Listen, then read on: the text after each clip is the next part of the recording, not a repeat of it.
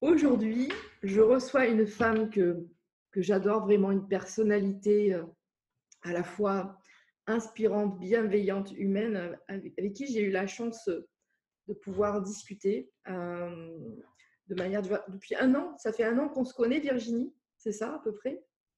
Ça fait un an qu'on se Oui, connaît, voilà. Vous allez voir, oui, c'est une tout femme à fait. très particulière avec un parcours extraordinairement inspirant. Je vous présente Virginie Delalande. Salut Virginie. Plaisir à tous.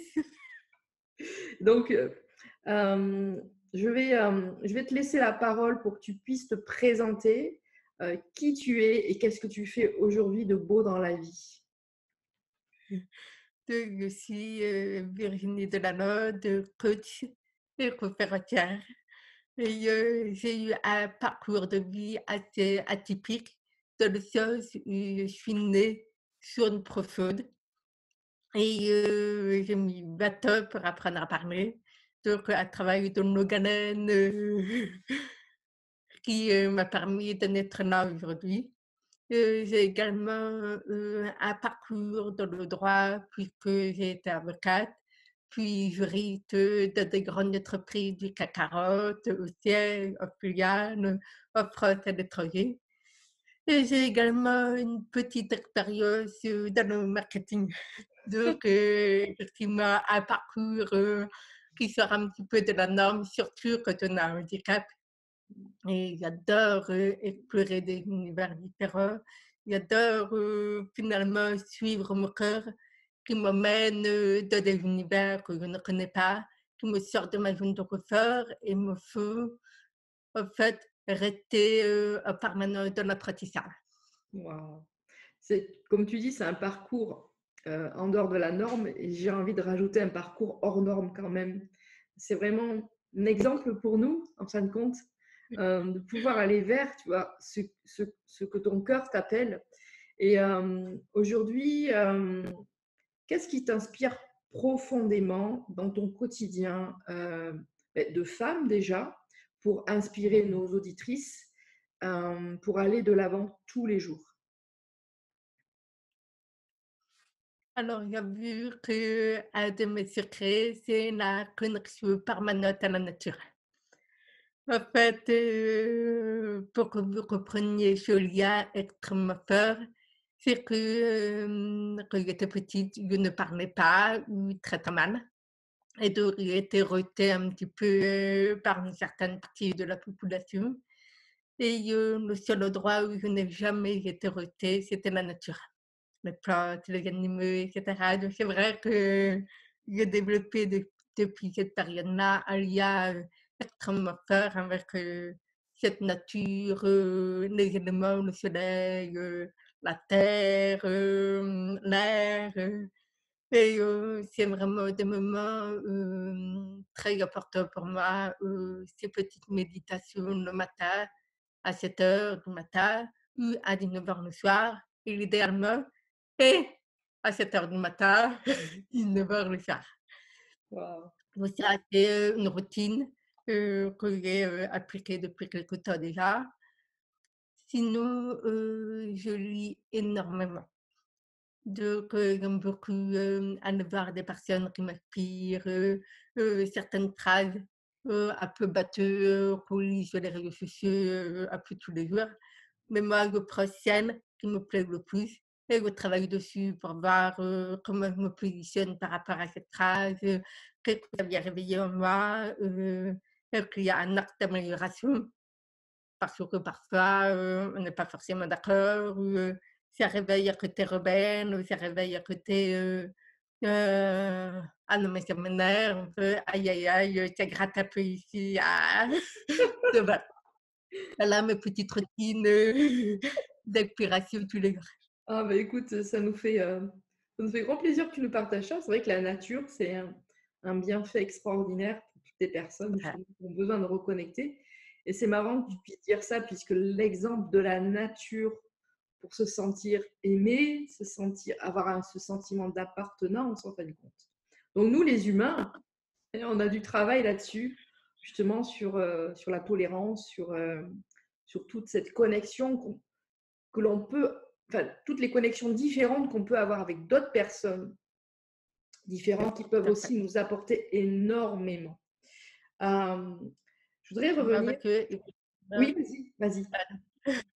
effectivement, que je voulais simplement rajouter, c'est que, dans la nature, on est vraiment accueillis de manière inconditionnelle. Ah, Quelle que soit notre réalité, nos défauts, donc c'est ça, en fait, finalement, qu'il faut vraiment aller rechercher quand on ne va pas bien ou, quand on a des moments de remise en question et cetera. ouais. Cette reconnexion à la nature fait tout de suite remonter les vibrations, les énergies et cetera. Donc Ouais.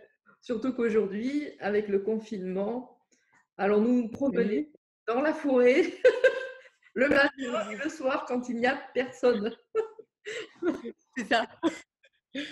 Alors disons que j'ai la chance d'être dans une maison avec un jardin. Donc Oui, en fait, je n'ai pas besoin de sortir du confinement pour apprécier la nature.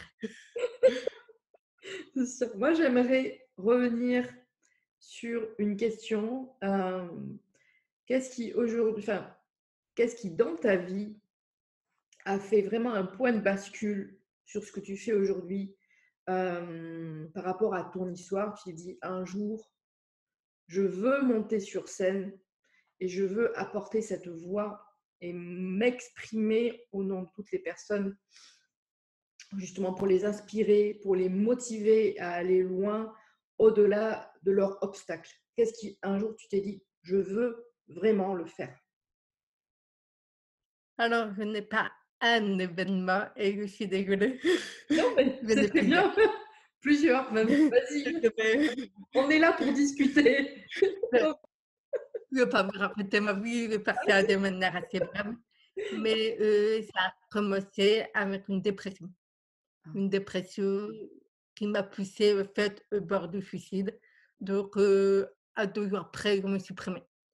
Et en fait, mon mari à l'époque a senti que j'étais vraiment à plat de bascule, que j'allais faire une bêtise et m'a amenée de force vers une thérapeute. Donc j'ai commencé une thérapie, de cette manière-là et là où il a fait très peur, c'est que j'avais déjà vu des thérapeutes, parce que quand on a un handicap, a priori, c'est normal qu'on aille mal alors que ça n'a absolument rien à voir. Donc j'étais tombée sur beaucoup de thérapeutes, psychologues, psychiatres très mauvais. Et donc j'avais complètement perdu confiance, en accompagnant, le thérapeute, enfin tout cet univers, psychologique et cetera.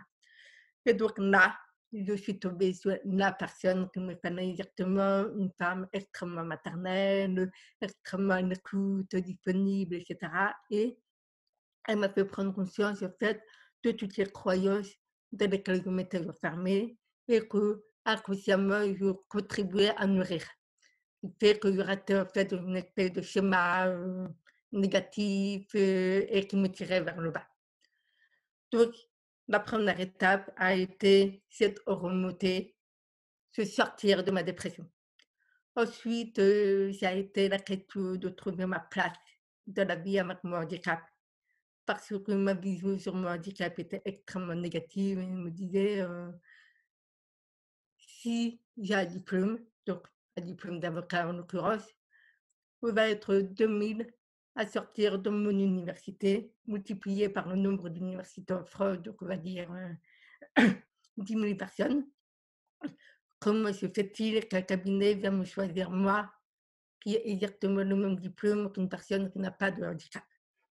Donc il y avait vraiment cette vision d'être, inférieure, d'être, en fait, celle que personne ne veut, le rebut de la société, je vivais vraiment ça très, très mal. Et donc j'ai travaillé énormément pour, trouver ma place. Trouver finalement la raison pour laquelle j'étais, entre guillemets «sur cette terre» et j'ai trouvé la réponse il y a 3 ans. Alors comment j'ai trouvé cette réponse? En continuant à travailler sur moi-même, en travaillant, en développement personnel, en faisant le tri dans ma vie pour, retirer de mon cercle proche toutes les personnes qui me tiraient vers le bas, toutes les personnes qui avaient des énergies négatives, qui, me renvoyaient au fait des peurs que je n'avais pas ou des croyances que je n'avais pas. Donc une fois que j'ai fait vraiment ce balayage, J'ai cherché à m'entourer de personnes qui allaient dans la même direction que moi, qui croyaient en moi, qui me motivaient quand il y avait des petits moments, de baisse de morale ou de baisse de confiance en moi. Et par la suite, j'ai commencé à me rendre compte qu'en fait, j'étais dans la bonne direction. Je me suis rendu compte qu'il y avait des forces que j'avais développées grâce à mon handicap au départ, pour compenser mon handicap. Et puis tout simplement, je me suis rendu compte qu'il y avait des zones de génie personnel, c'est-à-dire des zones où en fait, c'était moi qu'on venait voir et pas quelqu'un d'autre pour un peu précis. Donc je me suis dit: «Mais c'est quand même extraordinaire, je ne savais pas qu'il y avait autant de richesses à l'intérieur de moi». Et au fur et à commencer à parler autour de moi, à diffuser, heu, toute cette richesse que je portais en moi, en fait, je ne la gardais plus secrète au feu de mon cœur.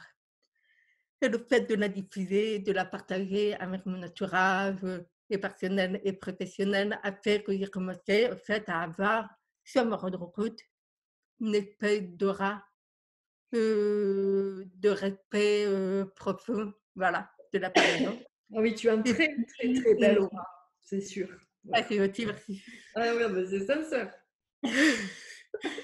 Puis, l'année dernière, j'avais été sollicitée pour, participer à un concours d'éloquence à la télévision et je suis arrivée en finale. Je n'ai pas gagné, mais je suis arrivée en finale et en fait, cette vidéo a fait un record d'audience. Je fais partie des, 5 vidéos les plus vues, sur France 2 de tous les temps.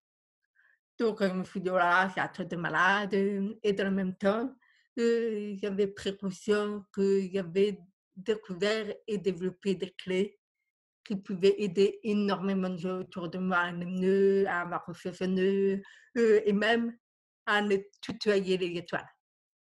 Et donc comme je suis sur le chemin, je tutoie aujourd'hui les étoiles, je ne voulais pas garder ça pour moi.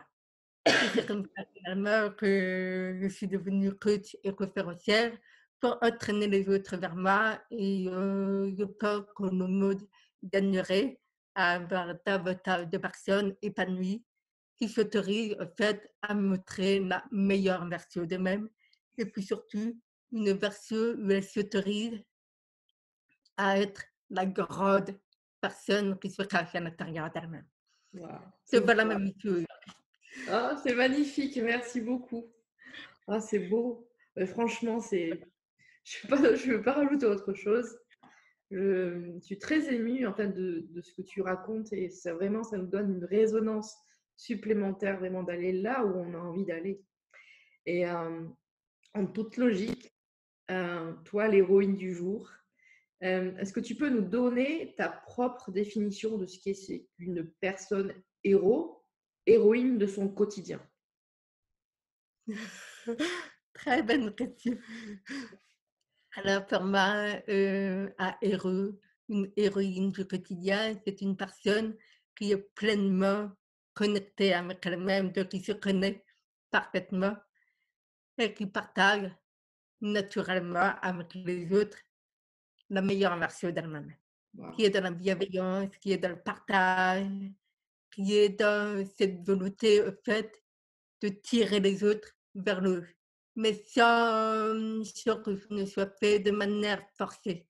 oui, C'est vraiment par l'exemple, par, un semin de graines, des phrases, placées à bon escient, des encouragements, des et puis, c'est une personne, en fait, qui ne va pas forcément, extérioriser tous les cadeaux qu'elle fait, c'est-à-dire qui est dans la discrétion, dans la modestie. ah, c'est beau, une très belle définition. En tous les cas, dans le partage, c'est vrai, personne qui partage ce qu'elle sait en discrétion, en humilité. Ah, c'est beau. Mais en tout cas, ça te caractérise bien. Tu es cette héroïne-là qu'on aime. Euh, dans ton quotidien, quelles sont les personnes qui t'inspirent pour avancer tous les jours, que ce soit des personnes qui sont visibles aujourd'hui ou invisibles, qui t'ont aidé à avancer, à te relever et aujourd'hui à t'élever encore plus loin?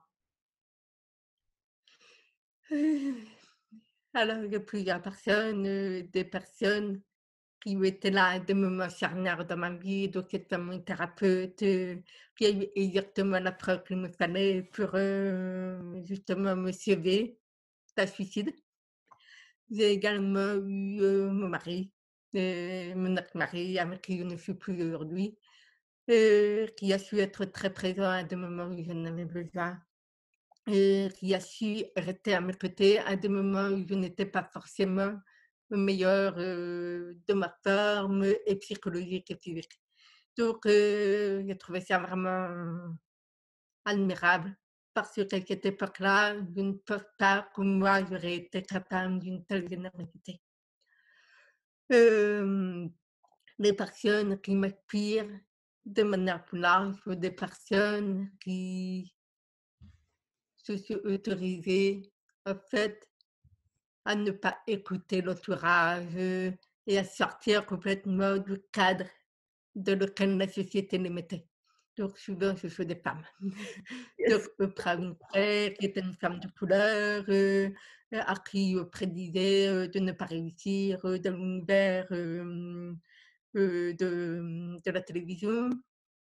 J'ai, Ellen DeGeneres pour la même raison. J'ai, en France, des personnes, des écrivains, Simone de Beauvoir, enfin toutes ces femmes un petit peu fortes qui sont sorties complètement de ce côté, la femme à la maison, la femme, soumise. C'est toutes ces femmes rebelles, qui m'ont pas Ça mal, tombe bien, portée. ça tombe bien. On est une communauté de rebelles ici. C'est ça, c'est De ça, déjantés, mais aussi de profondément, profondément, humaines en fin de compte, et à l'écoute de soi, c'est sûr, à l'écoute de soi. c'est ça, Ouais, exact. aujourd'hui, plus que n'importe quelle époque, on manque d'écoute de soi et merci Virginie de nous le rappeler. Donc Hem, voilà, j'ai vu toutes ces femmes et même, certains hommes, qui ont eu en fait, cette volonté, d'aller, porter la parole, conquérir des territoires. Alors c'est un côté un petit peu, militaire, mais qui me plaît en fait, ce qui m'inspire, c'est la vision, la grande vision à laquelle il faut arriver, par le fait. yes. Donc en fait, c'est toutes ces personnes qui ne faut pas rester à leur place. Ah, c'est un peu ambitieux, En tout cas, merci. Hem, une question un peu plus rigolote, on va dire, dans l'imaginaire, parce qu'on aime bien la créativité ici, les héroïnes du quotidien. À quelle héroïne ou héros tu t'identifies, de manière humaine, puis aussi de manière inspirationnelle? en termes de créativité. Oui, alors ça peut être un héros imaginaire, ça peut être un héros qui a existé. Toi, tu serais qui, en fin de compte, si tu étais un héros? Tu es Virginie Alors, Delalande. peut-être, la femme, qui aujourd'hui m'inspire, ce serait Simone Veil. OK. Parce que Simone Veil est une femme qui a vécu, des choses extrêmement difficiles, mais qui est toujours restée dans la bienveillance, dans la compassion, dans, cette profonde féminité. Et qui en même temps, a embrassé une carrière politique, a défendu l'avortement à une époque où tout le monde était contre l'avortement, et par ailleurs, était juive de profession, Ouais. mais portait un discours complètement universel, qui s'est battue pour toutes les femmes, quel que soit leur âge, quelle que soit leur condition et cetera. Donc vraiment, partir de son histoire personnelle peut porter une universalité et vraiment quelque chose qui m'inspire encore profondément aujourd'hui. Beh, Donc je m'identifie un petit peu à elle. Chloé, ma fille, elle sera contente de t'entendre dire cela. Son lycée a été rebaptisé Simone Veil et elle aussi, c'est son héroïne. Ouais, c'est vrai, elle a une histoire de folie, cette femme. Elle est vraiment super inspirante par quel obstacle elle est passée. Vraiment, c'est vraiment un exemple aussi pour nous.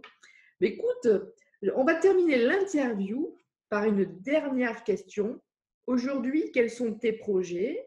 Qu'est-ce que tu fais de nouveau? Qu'est-ce que tu as comme challenge à venir? Ah fou! J'en ai plein. Donc, en fait, le problème, c'est que je ne me mets pas de limite. Ah, mais Peut-être c'est qu'elle va bien nos vraiment. limites. Alors, juste une partie. On pourra y revenir après. Juste celui qui te tient le plus à cœur. Alors, en ce moment, j'essaie en train d'écrire mon livre. Et c'est un livre qui, évidemment, partira de mon histoire personnelle, mais l'objectif est de tourner ça un petit peu en clé à partager pour justement être à l'écoute de soi, devenir épanoui, sortir justement de ses croyances, de ses carcans. C'est un petit peu toutes les clés qui m'ont permis d'être la femme que je suis aujourd'hui, Ah, libre, épanouie, etc. ah, ben écoute, tu sais. Donc, ça Oui, bon, c'est un très beau projet. Tu reviendras d'ailleurs pour nous le présenter quand il sera bien terminé. Une belle petite dédicace. ouais, alors, j'aimerais bien le sortir pour la rentrée littéraire en septembre. Donc, Ah, mais c'est affaire à trop. suivre avec le coronavirus, je sais pas ce que ça va donner. Ouais, ouais. Ah, c'est trop Ah, bien. mais on a des objectifs, je crois. Et puis, sinon, j'ai un autre projet qui malheureusement va être reporté à cause du coronavirus. C'est je veux absolument changer le regard de la société sur le handicap. Parce que je me suis rendu compte que la société avait vraiment un regard un peu misérabiliste, un regard qui tire vers le bas toutes les personnes différentes qui ont des problèmes de santé. Ah, mais écoute. Et donc, moi, au départ, très honnêtement, je partageais cette vision. Et en fait, le fait d'avoir travaillé sur moi, puis d'avoir travaillé dans un univers où j'ai été amenée à côtoyer des personnes avec plein de handicaps différents, je me suis dit, mais en fait, tu as tout fait. Ce sont des personnes qui sont intérieurement extrêmement riches. Des personnes, en fait, qui nous démontrent tous les jours que les limites qu'on croit être les nôtres n'existent pas, qu'elles sont complètement dans la tête. Ce sont des personnes, en fait, qui font évoluer la science, qui font évoluer, en fait, les nouvelles technologies, qui font évoluer la créativité et les limites de la créativité. Donc, je me suis dit, mais en fait, c'est ça la richesse du handicap. Yes. Et elle peut exploser toutes les limites. Et ça, on ne le voit pas assez, on ne le met pas au luminaire. Les entreprises ne s'en servent pas pour assurer la pérennité de l'activité, etc. Les scientifiques ne s'en servent pas pour aller encore plus loin dans la connaissance du cerveau, la connaissance des capacités d'adaptation, etc. Mm. Donc, je me suis dit, je veux travailler sur ça, je veux que ça se sache, et je veux que les personnes qui se soient différentes n'aient plus honte de leur différence. Wow, c'est beau. Je veux ça de manière positive. Ah, c'est magnifique. Et tu sais que ça pourra faire vraiment l'objet d'une autre interview parce que franchement, on s'y retrouve tellement dedans. Et on a besoin de voir cette vision différente vers justement un objectif commun. Voilà. Merci beaucoup Virginie d'avoir donné de ton temps. En tout cas, c'était très riche. C'est vraiment très émouvant pour moi de t'entendre dire tout cela et je suis certaine que cette interview va pouvoir changer la vie de beaucoup, beaucoup de femmes, de beaucoup d'hommes et de jeunes gens aussi. Merci à toi. On se dit à très bientôt. Et bien, écoute, bonne écriture de ton livre. On se retrouve donc en septembre. Hein, déjà, Merci beaucoup. rendez-vous en septembre. Ça va. Très belle journée.